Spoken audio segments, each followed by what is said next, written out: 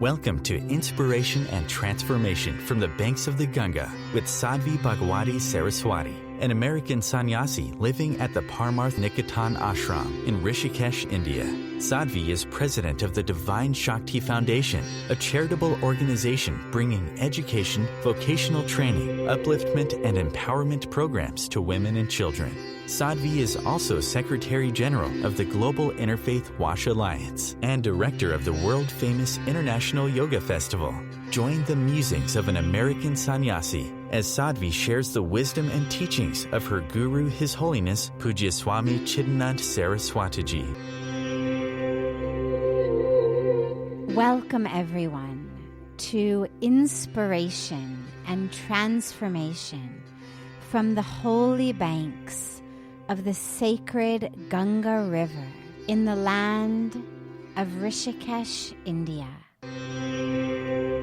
As sannyasis, both you and Pujya Swamiji have chosen the path of renunciation. However, India is also the land of Tantra and the Kama Sutra. Both stem from centuries of Indian tradition. How do such contrasting beliefs fit together? So we have a culture that on the one hand emphasizes renunciation. On the one hand, where saints and sannyasis and sadhus are seen as the highest of the spiritual realm, that this is a place to attain to. Vairagya, or non-attachment, is a great virtue, a great goal of people on the spiritual path. And then, of course, it's the land of Tantra. It's the land of the Kama Sutra. How do these things go together? It's a good question, and it's one that comes up a lot. Basically, there isn't nearly the discrepancy that it seems.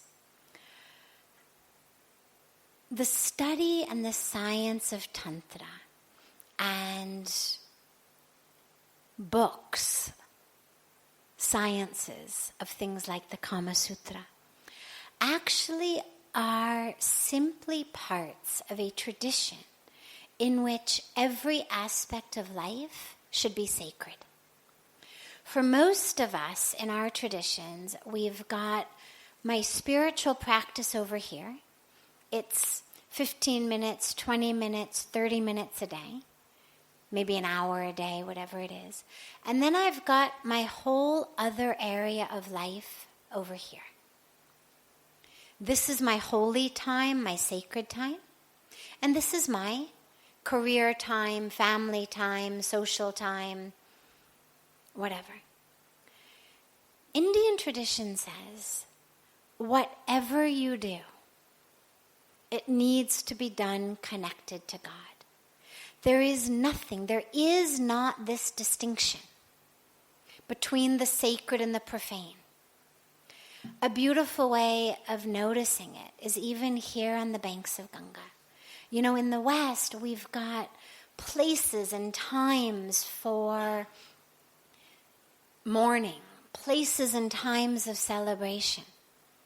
Here, you know, you sit in our arti each night, and if you look out across Ganga and just slightly downstream, what you'll see is actually the ghats where they perform the cremations. And the very first time I saw that sitting in our arti, I thought, oh my God, what would it feel like to be at a cremation, to be watching your loved one have their final rites performed, and to be just across the river from all of these people singing and dancing and celebrating. Because in the West, we have these compartments. This is a time of mourning. This is a place of mourning. Thou shalt not laugh. Thou shalt not sing. Thou shalt not celebrate. This is mourning. And in India, there's no such distinction. And I realized actually how beautiful that is, that the distinction between the mourners on the other side, the tragedy on the other side, the death on the other side, and the celebration, the joy, the life on this side, that distinction was only in my Western brain. We've got burning ash on our side, coming out of our yagna fire, coming out of our artis. There's burning flames on the other side, coming out of the cremation. They seem very separate. We seem very safe over here where we're celebrating and singing, separated by this river Ganga. But when you go just a few feet above the water, the flames of our arti and the flames of their cremation mingle together. You no longer can tease apart what was a flame of life and a flame of death, a flame of celebration and a flame of mourning. And actually, that's so much more true about life than this Western concept of compartmentalization.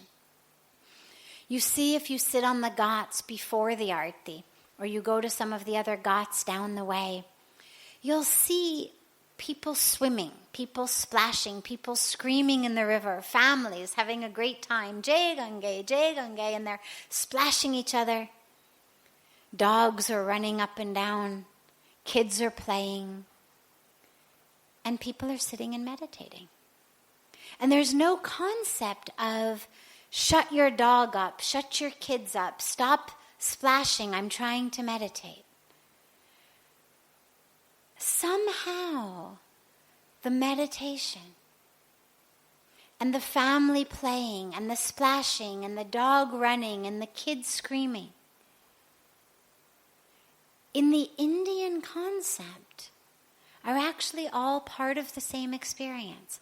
That it's only my Western brain that says meditation should be over here, splashing families should be over there, dogs should only be allowed to run over there, kids should only be allowed to play over here. These are separate things.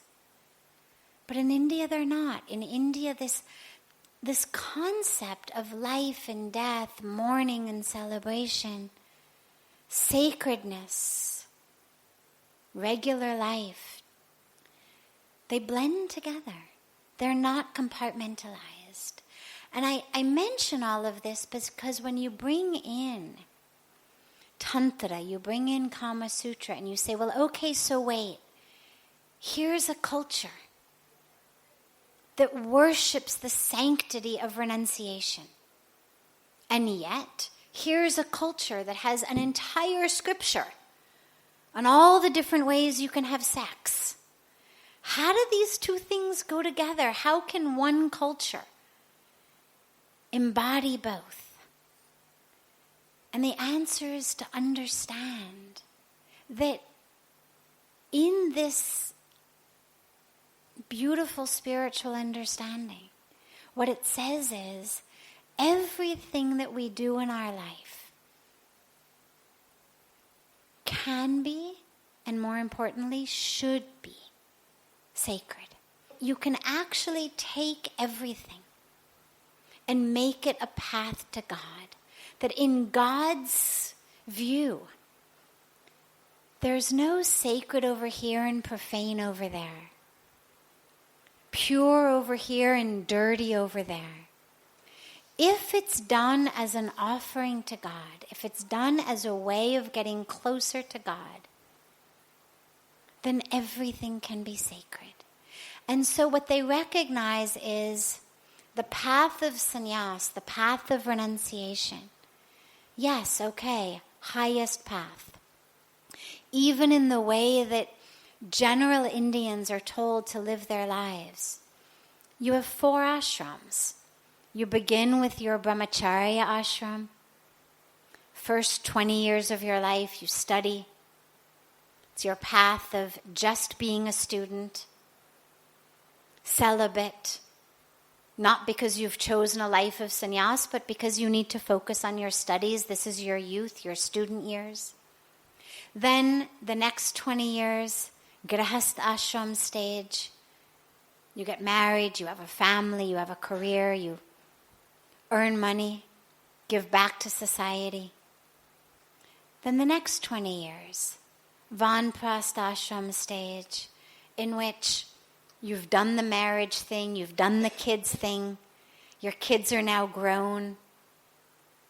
In many cases, they're married on their own, they have their own jobs. This is when you start moving away from the business, away from the calls of the flesh. And then finally, the sannyasa ashram. That's what's given in Indian tradition as the ultimate way of living your life. So even if you go through the whole married life, the whole grihastha ashram phase of life, nonetheless, sannyas is still seen as the highest final stage.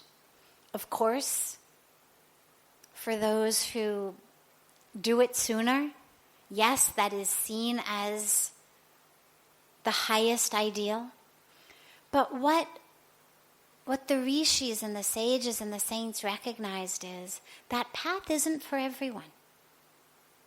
Because it's not a path of denial. It's not a path of pushing something away. It's a path of embracing something else. And if you can do it, great. But if you can't, if a path of renunciation feels like a path of denial, feels very difficult, feels like something that you cannot do without being frustrated, then they say, no problem. Be married. Use your marriage. Use your fulfillment of your duties in the family as your path to God. No problem. That's also just as viable, just as good a path. The scriptures are full of stories and examples of people who, through their marriage, through fulfilling their duties, whether to their spouse, to their children, to their parents, to their kingdom, are the embodiments of the divine. And so what it says is, okay, we recognize that during your daily life, in your married life, you're going to be having sex. Even that should be done as an offering to God. Even that should be done as a way of getting closer to God. And that's what the Kama Sutra is about. It's how do we take something that is an aspect of so many people's lives, and rather than seeing it as the profane, rather than seeing it as separate from my spiritual path, if I'm married, if I'm in a dharmic, loyal, monogamous relationship, how can that relationship be my path to God? And this is what the Kama Sutra gives us. You're listening to OTR-FM, part of the IOM radio network. Being a radio host on IOM FM allows you to build your show on a rich platform with the power of the internet to fulfill your outreach goals and connect with a very specialized and global online audience, unlimited by time and distance. OMTimes Radio will provide you with web relevance, a recognizable conscious brand, and with the standard of excellence that has accompanied every single Circle of Hearts Radio is a sanctuary on the airwaves. Join me, Grandmother Alaya, in the circle on Sunday, 2 p.m. Eastern, as I share information to both enlighten and nourish your soul. Hi, this is Christina Ricci with RAIN. Every 2 minutes, another American is sexually assaulted. If you or someone you know has been sexually assaulted, you are not alone. Help is just a call or click away through the National Sexual Assault Hotline. Please call 1-800-656-HOPE, that's HOPE, or visit rain.org, that's RAINN.org. Brought to you by Rain and this station. Welcome back to Inspiration and Transformation. I'm so glad to have you all back here with me. Here's the part that they don't tell you, though. There's actually, the Kama Sutra is the only one we hear of, but there's actually so many sutras. The sutras are the way to take our daily life, our daily activities, and make them sacred. So there are sutras on how to live every aspect of your day in a way that's sacred. But most of us don't hear about it. We just hear the Kama Sutra. Oh, we're supposed to be out having sex. No. You're supposed to be doing whatever you do. How you wake up, how you go to sleep, how you prepare food, how you eat food, how you go to the bathroom, how you live in your family, how you perform your duties, how you do yoga, how everything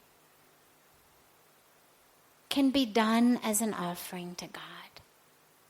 And that's what the Kama Sutra is about, is taking an aspect of most people's lives that for them is separate in their mind from their spirituality, and how to take that and weave it in to our spiritual practice so that even that also becomes sacred. So then we understand it's not a dichotomy. It's a tradition that says highest level is renunciation. Why? And I'll talk about this for a moment actually before we end. Why is renunciation the highest? It's the highest because the calls of the flesh are never ending. They're never ending. Anybody who's ever decided to just have one piece of chocolate or one bite of dessert or to just hit the snooze button one time knows how the calls of the flesh work. Just once I'll hit it, then I'll get up. Just one bite I'll have, then I'll leave it alone. Just one more drink. So the calls of the flesh are never ending.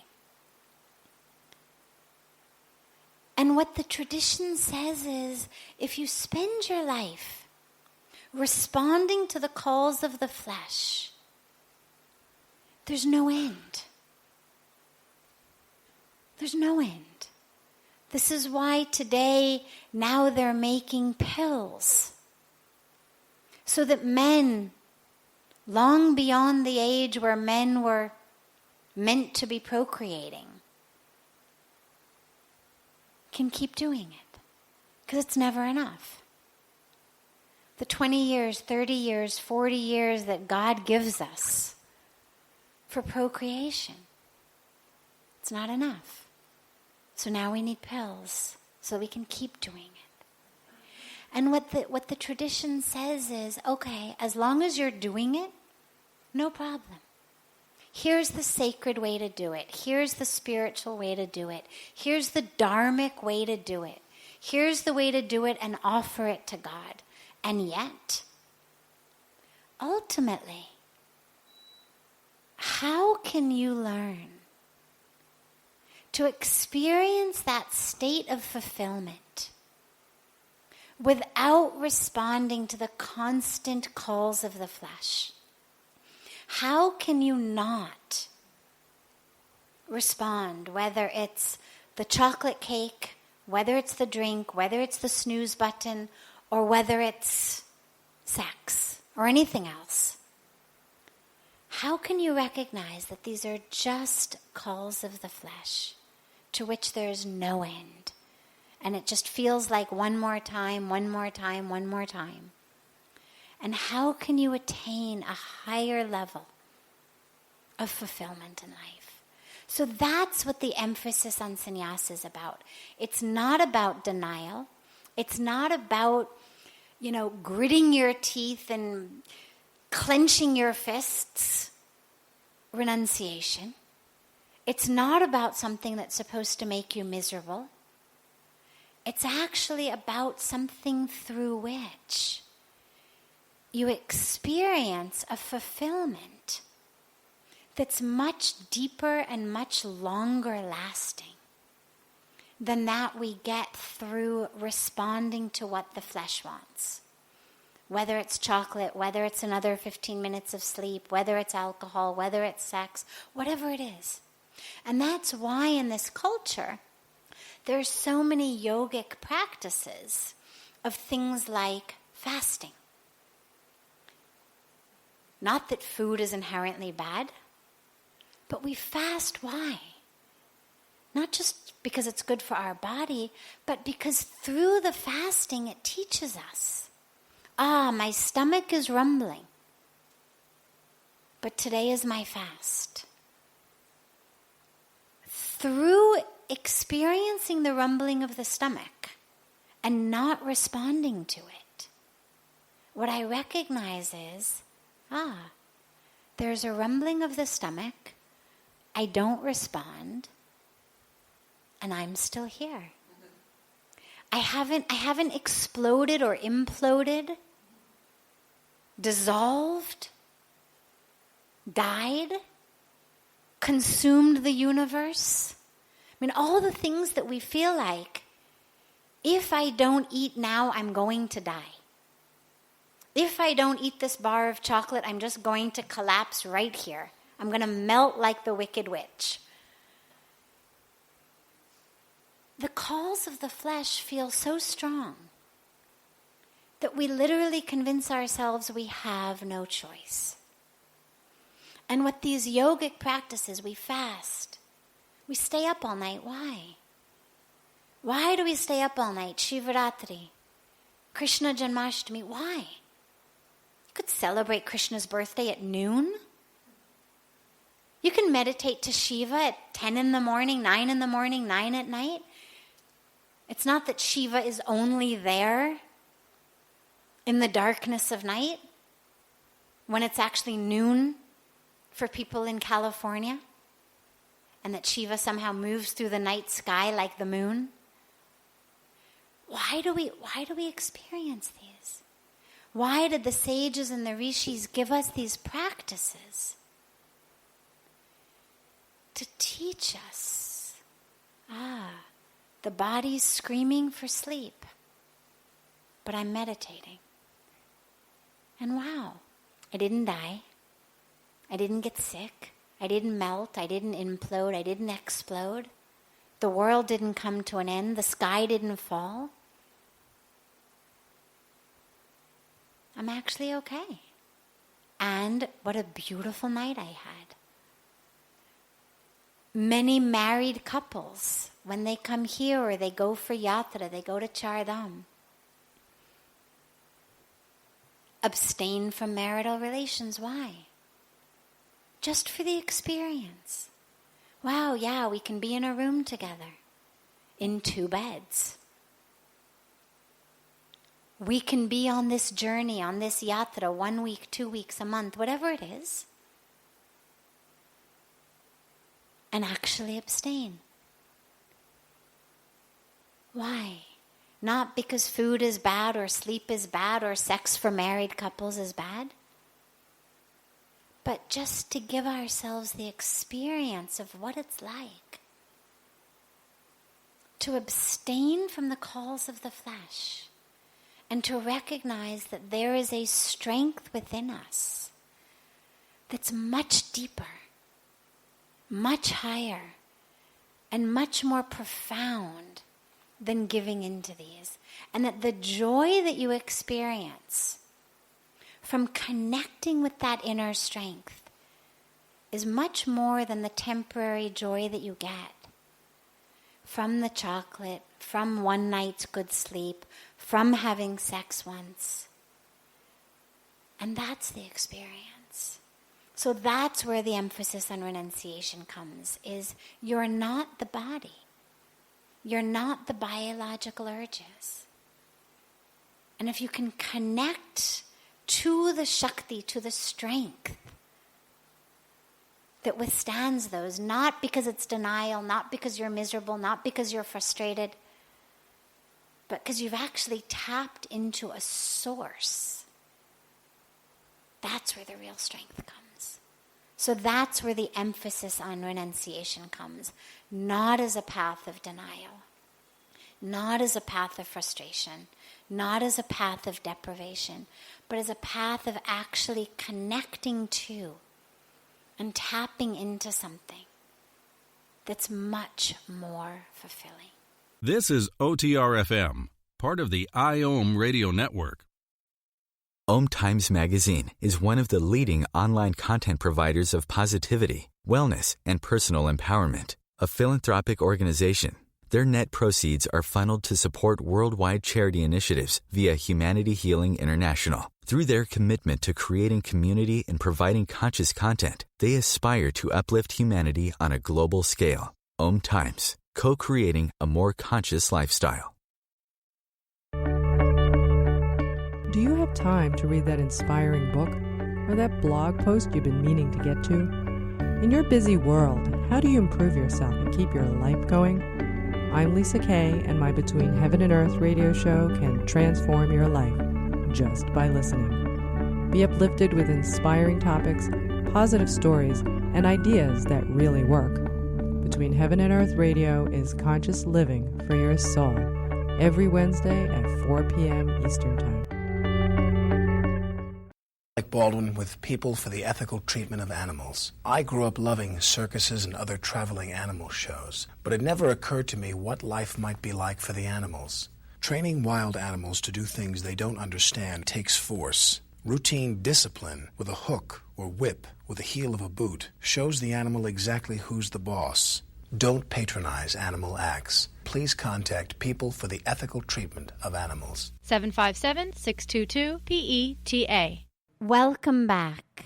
This is Sadhvi Bhagawati Saraswati with inspiration and transformation. How do we have Dharmic spiritual relationships? There's actually 3 different types of relationships we have. The first type of relationship that we have is actually with ourself.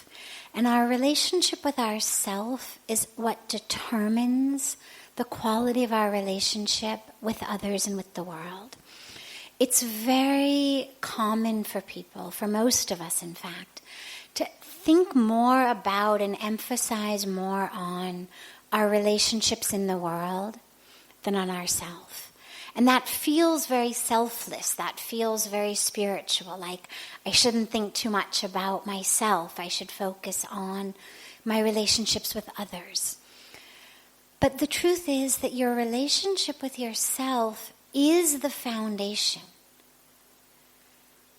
for your relationship with others, because otherwise who is it that's relating with others? I mean, if you and I are having a relationship, well, who's the I over here, right? I mean, I've got to hold up half of this relationship. So the first thing I have to work on, even if my goal, or I think my goal, is about a relationship with you, until and unless I'm able to come into this relationship with some level of grounding and centering and understanding, I'm not going to skillfully be able to have a relationship with you. And if we want to have relationships in the world, they have to begin within. So I just want to quickly talk about all 3 of them. When we begin with a relationship with ourselves, yes, we all know on our highest, deepest level, we're divine. And that's very important because it's not what stays in most of our consciousness. For most of us, when we look at ourselves in the mirror, what we see is that hair that's not exactly the way we'd like our hair to be, skin that's not exactly what we'd like our skin to look like, whether it's the wrong shade or it's got too many pimples or it's getting too many wrinkles or whatever. We see a body that's not exactly the shape or the color that we'd like it to be or that can do the things we'd like it to do. And that forms, for most of us, the relationship we have with ourselves. Well, I'm okay, but if just I were a little taller, a little shorter, a little fairer, a little tanner, a little prettier, a little this. And the problem with that is, not only is it a recipe for inner disaster, but it's actually a dishonest, or in the context of this question, a non-dharmic relationship. Because what that's doing is it is saying to ourselves, you are the shape of your nose, the color of your skin, the dimensions of your waist or your hips. You are what this body can do. It dances well, it sings well, it plays good basketball, it does this, it does that. And this is dishonesty. It's not just maladaptive, it's not just something that brings pain to us, but it's actually dishonesty.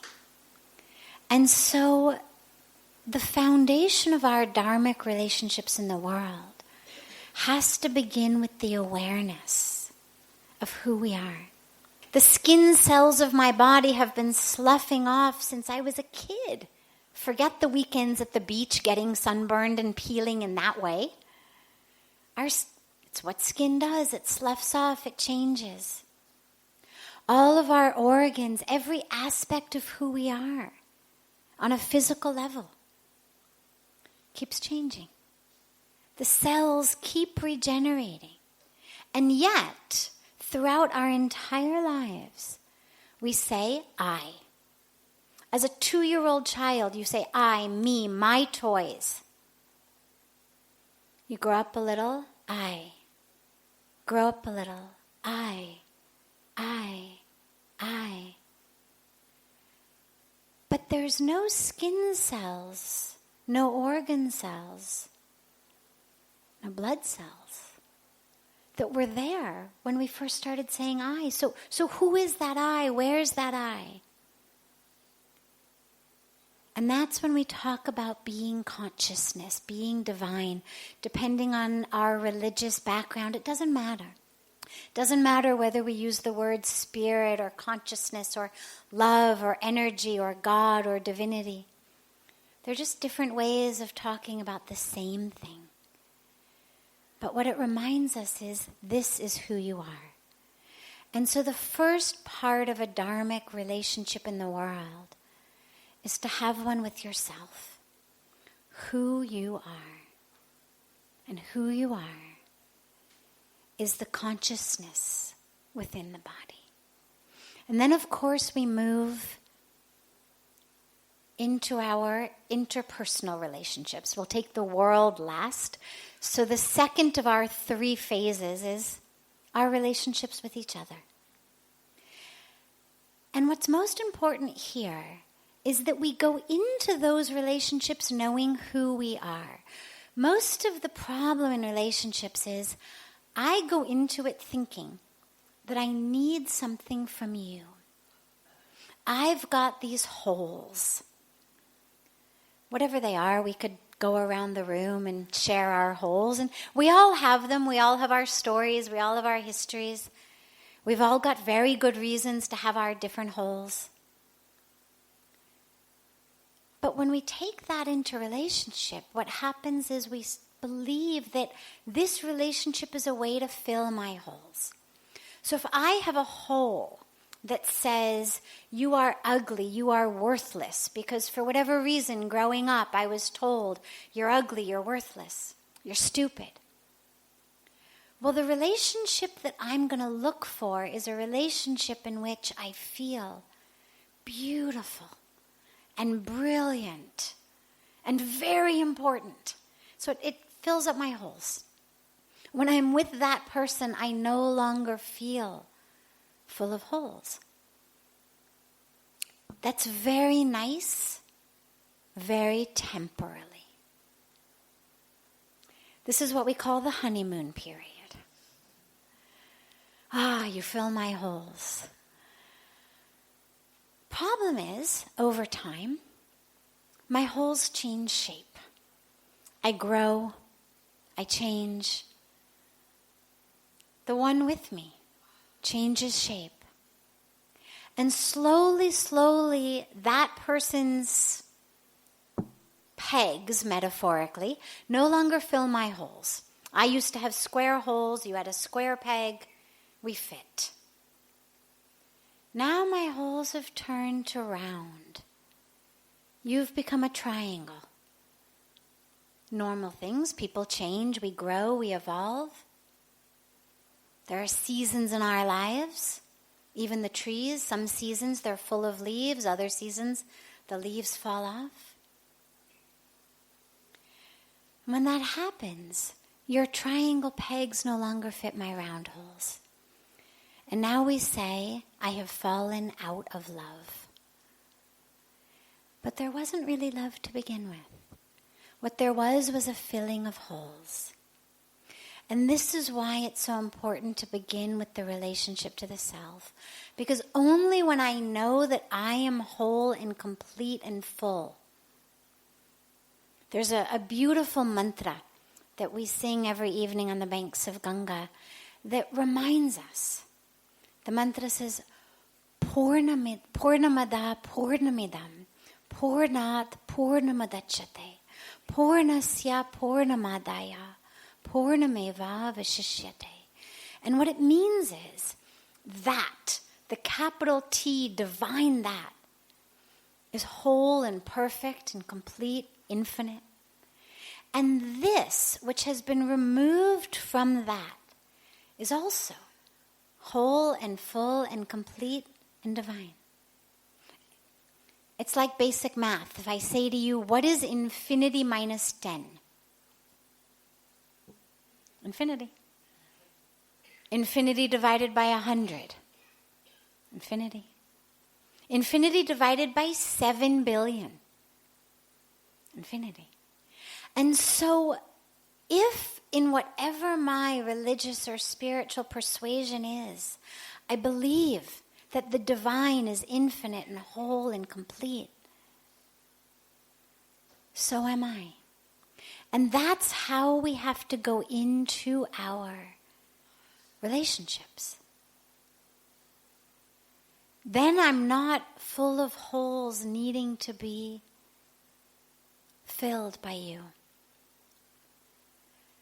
The other piece of the Dharmic interpersonal relationship that I wanted to mention is honesty. Most of us in our relationships expect the people in our relationships to read our mind. And that's what makes us think that everything is their fault. You should have known. You should have done it better. We have these expectations. And the expectations lead, as Puja Swamiji always reminds us, to frustration. Everything becomes someone else's fault. But the only fault is how I respond. I was sharing last night or the night before about success, and my favorite teaching on success by our now passed away Swami Dayananji Maharaj, who used to say that success has nothing to do with what you earn, what you achieve, where you go. It only has to do with how I respond to the inevitable times when the universe does not act the way I think it should.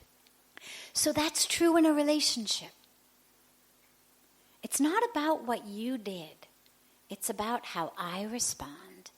And if we can change our entire view of our relationships, instead of focusing on what he or she did or didn't do, said or didn't say, if my focus can shift to how I respond, that's when we bring Dharma into the relationship. And that, in continuation of the question last night about how to change people, is the only way to change people. By how I respond. And then lastly, our relationship in the world. When I know who I am, and I know that what matters is my response, who I am moving into a relationship and into the world, then that's what I carry into the world. There's a great story of a wise man, and he's sitting on a road in the jungle, and little pathway. There's a young boy sitting with him, and a man walks by him and says to him, "Baba, that village up yonder, how are the people in that village?" And the old man says, "Well, where did you come from?" The man says, "Oh, I came from such and such a village, and yeah, the people there were horrible. They were evil and liars and cheats." And the old man said, "I'm so sorry, but that's exactly how the people are in the village up ahead." So the man was depressed, of course, but there was only one way to walk. He kept walking. Short while later, another man came by and says, "Baba, how are the people in the village up ahead? How's the village?" And the man says, "Well, where did you come from?" He says, "Oh, I came from such and such a village, and the people were beautiful. They were so kind and loving, giving, selfless." And the old man says, "I have great news. That's exactly how the people are in the village up ahead." And after he passed, the young boy says to the old man, he says, "Babaji, there's only one village up ahead. How is it that you told the first man that the people are liars and cheaters and horrible and evil? And you told the second man that the people are honest and beautiful and kind?" And the old man says, "Because that's what they saw in their last village. Which means it's what's in their eyesight. That's what they're going to see in this village up ahead. It's not the people. It's the eyesight we have." And that's what we need to carry into the world. So many of us go through the world expecting disaster. If I say to you, "Okay, here's chapter 1 of a story. The opening scene of a movie. A beautiful couple and their beautiful children are driving down the road. Or playing at the park or sitting on a beach. This is the opening scene. Happy mother, happy father, beautiful children. What's scene 2? The vast majority of people come up with stories like, "And then a meteor struck," or "And then there was an earthquake," or "And then the lamppost fell," or "Then they had a car accident," or "Then they found out that the child, got too much sun and had skin cancer." You fast forward 30 years, the kid's got skin cancer. Whatever it is, we've got this very, very tragic predisposition to expect the worst from the world around us. Some of it we've been trained by the media. Sadly, in most movies you watch, that is what happens. Happy families don't sell nearly as well as meteors dropping onto happy families. But that's only a part of it. Some of it is within ourselves as well. And regardless of where it comes from, we have the answer. which is to change our perspective and our perception. And so when we move into the world, and this is true whether it's a relationship with one person, whether you're moving into a new city, whether it's a company, a business, an organization, whether you're just moving through the world, if we expect the best, if we remove this expectation of the worst, this expectation of disaster, this predisposition to believe that the worst is about to happen, then we literally create our future. There was a beautiful sign on a lawn outside of a church that I saw on my last trip to America that said, "Watch your thoughts and you will see the future."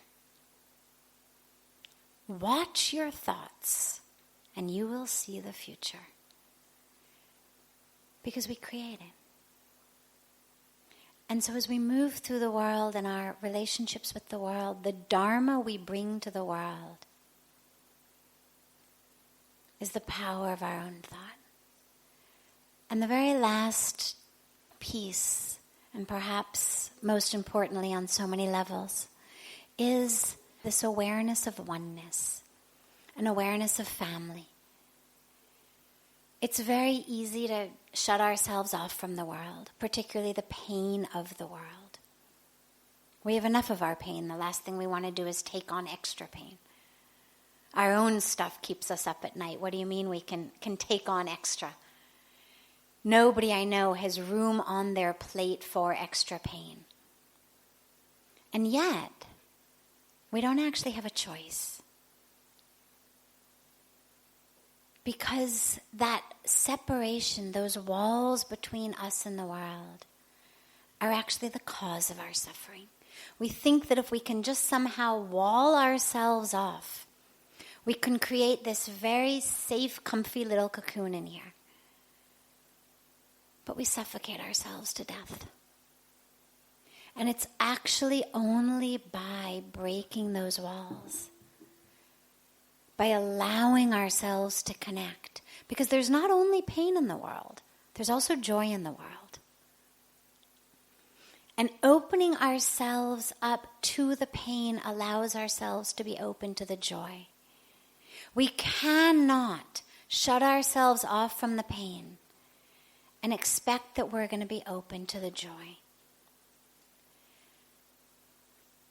And so we have to allow ourselves to let those walls dissolve and to really experience that oneness, that connection.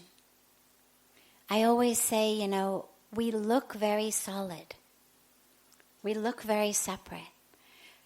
But whether you look at it spiritually that says, no, you're not a body, you're a spirit, or whether you look at it scientifically and you just stick any of us under an electron microscope, what you see is energy, not matter. What you see is whirling movement, not lines, not borders. There is no place, scientifically or spiritually, that I end and you begin, that any of us ends and the world begins. That illusion is what creates our suffering. And so by dissolving that illusion, we actually alleviate our own suffering and simultaneously the world's. And that's the Dharma in the relationships. This is OTR FM, part of the IOM radio network.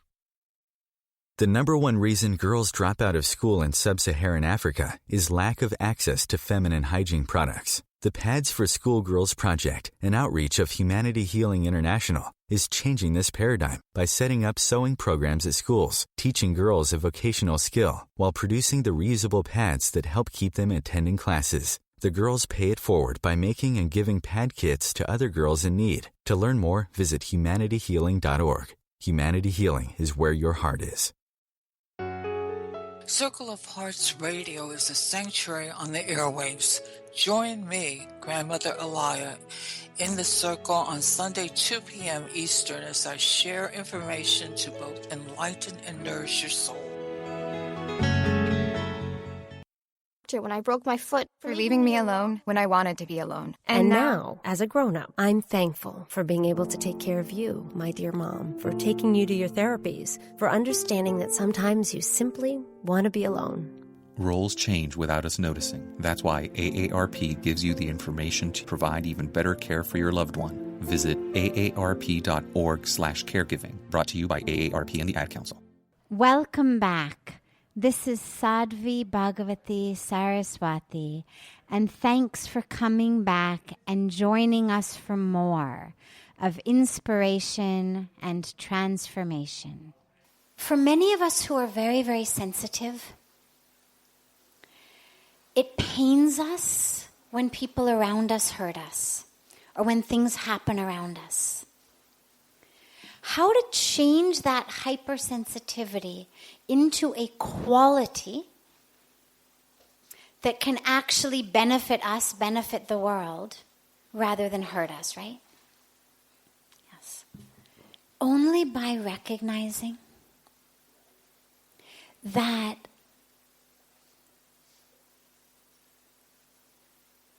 what other people are doing, what they are saying, what they are going through, is something that if we are balanced, grounded, anchored, peaceful, joyful, only then can we help them. Because usually our first instinct is we want to help them. It's not what other people do, it's how we react. Think about this for a moment. You're in a room with people you don't know. Someone in that room, maybe they've had too much to drink, maybe they've had a bad day, and they say, you're stupid, or they criticize you in some way. Okay? You understand, I don't know this person, they've had a bad day, they had too much to drink. It doesn't go inside you. When that's a loved one, a parent, a spouse, a child, a friend, it goes straight inside of us, which means that what we have done is we've allowed other people and the stuff they're going through to define us. One of the things we always talk about in here is that if somebody hurts us, if somebody's acting in a mean way, in an aggressive way, in a selfish way, it's because they are in pain. And instead of allowing ourselves to be pained by that, if we can allow ourselves to feel compassion for what they're going through, to understand that if they were in peace, if they were happy, that's what they would exude. And if what they're exuding is pain and misery and they're sharing anger and they're sharing competition and jealousy, that's what they're feeling. So that compassion serves as an inoculation to ourselves, and it actually becomes what helps them. The other last piece about that is we're not just receivers, we're also generators. And when you talk about hypersensitivity, what you're talking about is a one-way street. How I am is determined by the world around me. Stressful situation, I get stressed. Peaceful situation, I'm peaceful. Somebody's miserable, I get miserable. It's a one-way street. But you're not a one-way street. You're a two-way street. We are generators of energy, just as we are receivers of energy. And a beautiful way to turn that into a positive quality is instead of focusing on what's coming in, focus on what you can give out. Because not only are you the first recipient of that, I mean, if I'm generating love, who benefits first? Me. If I'm angry, who suffers first? Me. So if I can generate love and peace from within me, the source is within us. That's when we talk about Purnamada. You've got that fullness and wholeness and completeness and divinity and infinite power within you.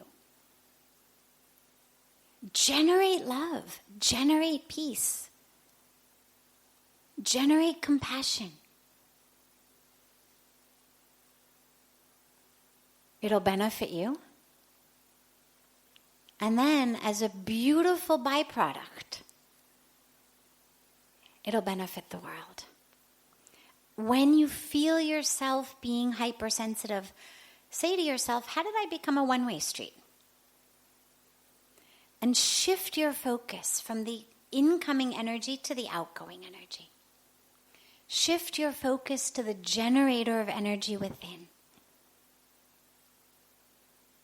And allow that to heal you and then to heal others. This brings to a close this hour of inspiration and transformation. Thank you so much for joining me. I'm so glad to be together with you all each week. And I look forward to being together again next Thursday, same time, on OMTimes Radio.